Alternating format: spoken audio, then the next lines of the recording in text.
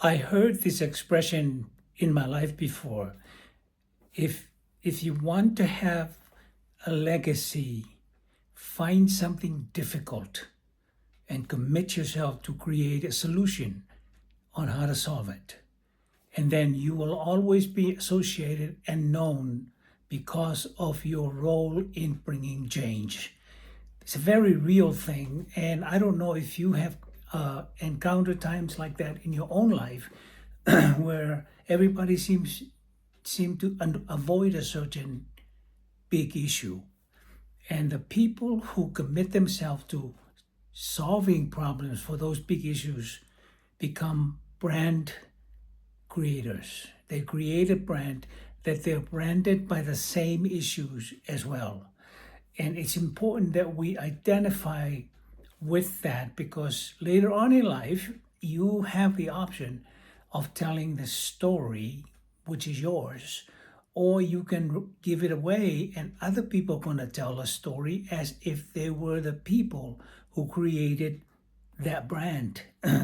I have my own personal journey in this because I had a couple of choices in front of me when I joined the missionary force of the organization I was working with. And I could have been someone who's going out there in the frontier of missions and pioneer a work out of that, which is what I was prepared to do. But at the same time, I had something that pulled me back to stay in the Hawaiian Islands. It was not a glamorous thing. I know some people like to come to Hawaii, to go to Hawaii. But for me, it was like I was stuck at a home base. And my friends and all of my peers were coming, and then they joined a mission agency to go to Asia.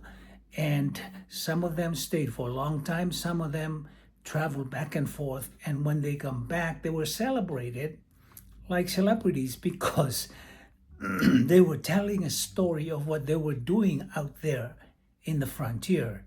So I appreciate that because many of them remained true and went on to other mission agencies and other countries and built establishments. Some of them are back in America right now after they have spent most of their years developing that. But there was a time when, by the way, the people who came back and went and built an agency out there in the frontier, they came back and then they went throughout the West and became spokespeople. They are the people who tell the story of what they did in the past. And so as they tell the story, the whole brand is, what's the word, is it becomes a part of their identity. And so they went on and did their degrees, and then they began to speak. And people will listen to them because they have the authority speaking from what they were doing.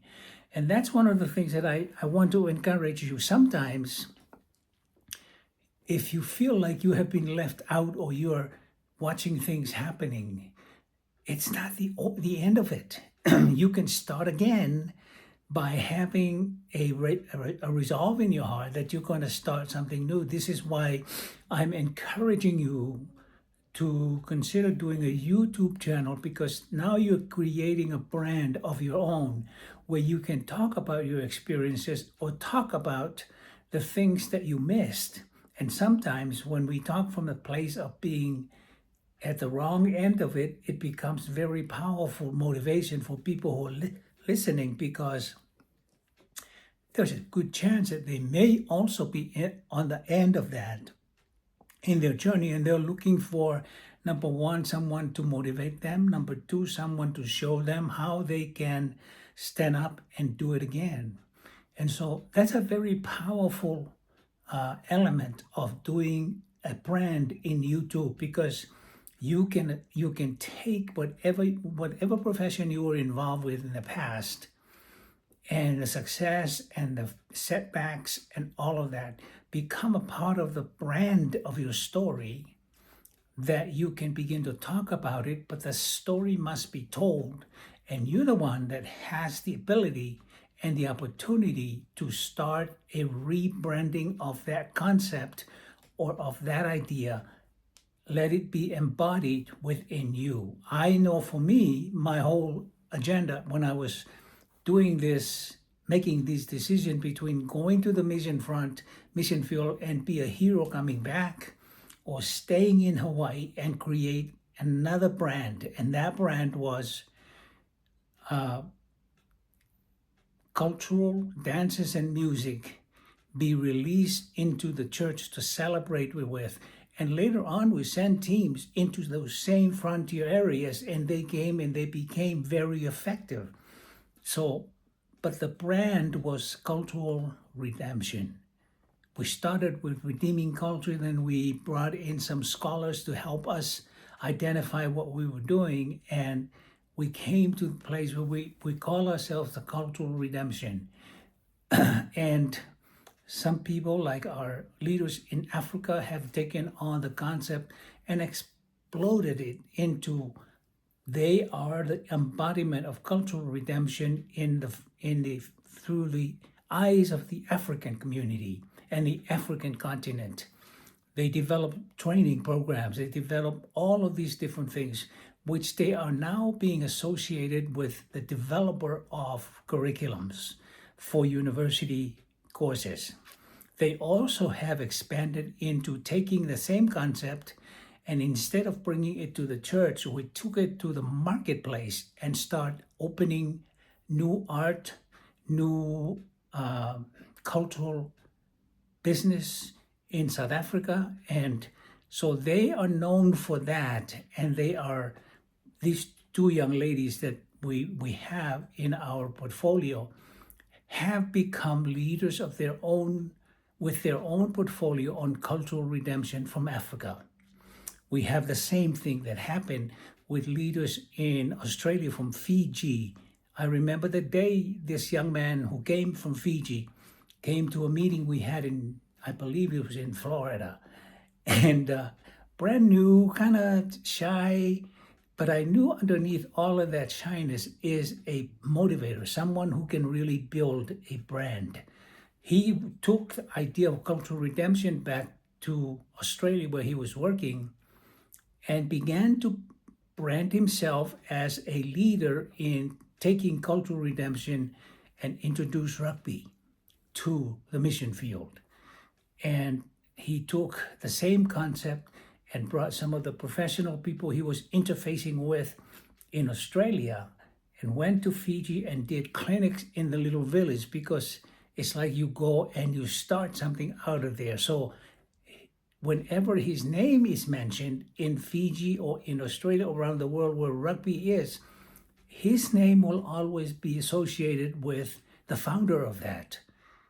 My question to you is, if there is something new that needed to be created and you have had access to it, but somehow for one way or the other, we missed taking the charge and leading it forward.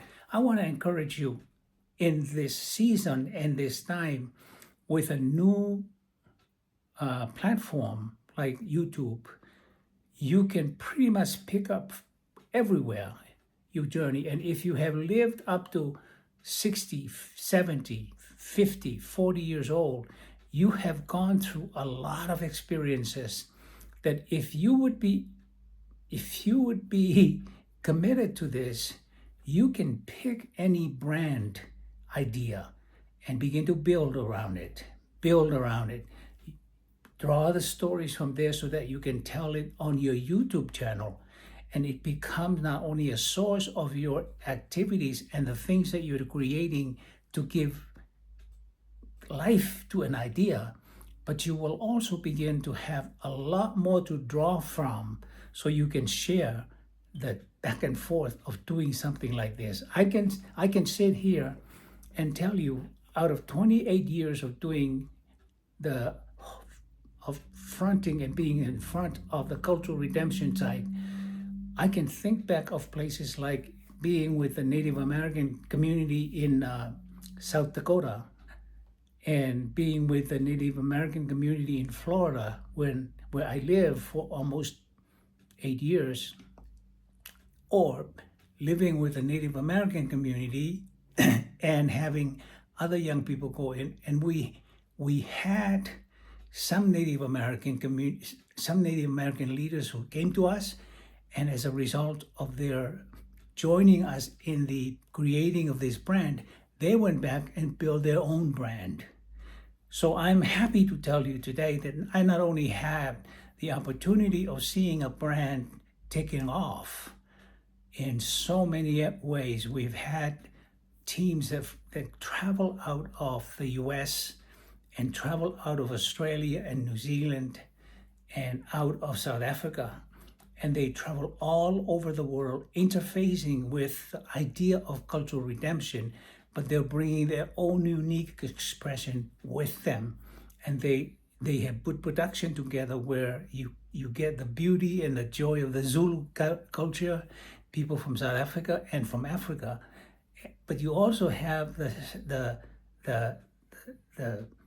idea of Koreans and people from Asia, with the Philippines, and in China with Taiwan and the mountain tribes of Taiwan. So there's so much that the world is now a small place, but it has a platform for many of the young people and the older people who may never have had a chance to travel from one place to another.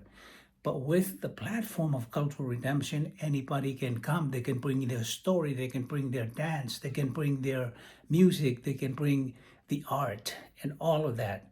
So there is a plethora of good things that we can share, because it's not trying to showcase that we're better.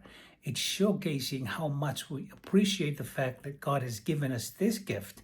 And we're now in a place where we can share it. The best place when you can do is have something that you can share with others to bring them courage and bring them blessing and get them to move to a next level that they would have never had thought without you being there.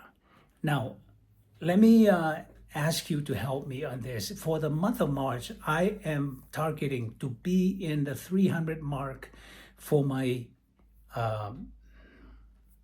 subscribers. I know that data from YouTube says that 20% of the people who see my video subscribe, but I'm asking if you can help me. I would really appreciate it. Even beyond 300, but at least 300 by the end of March is my goal. And you can help me by subscribing to this video and share or like it. Thank you so much. This is Sosenile out. Bye-bye for now.